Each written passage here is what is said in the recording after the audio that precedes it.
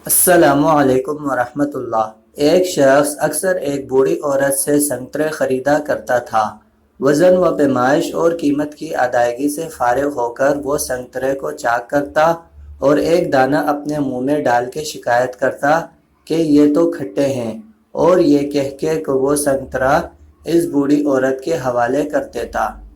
वो बुजुर्ग औरत एक दाना चख के कहती, ये तो बिल्कुल मीठा है, मगर तब तक वो खरीदार अपना थैला लेके वहां से जा चुका होता है।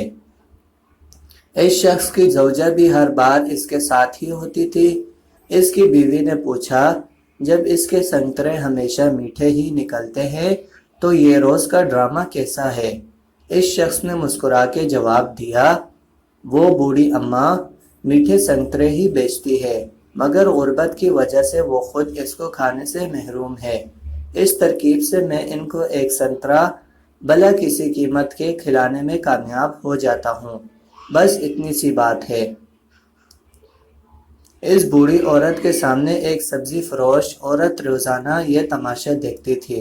सो वो एक दिन पूछ बैठी, ये आदमी रोजाना तुम्हारे संतरे में नुक्स निकाल देता है और तुम हो के हमेशा एक जायद संतरा वजन करती हो, क्या वजह है?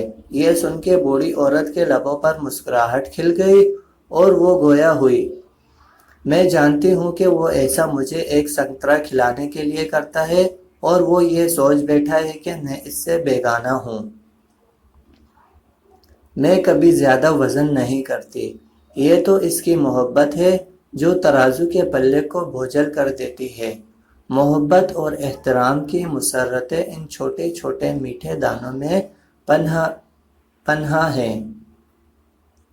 सच है कि मोहब्बत का सिला भी मोहब्बत है।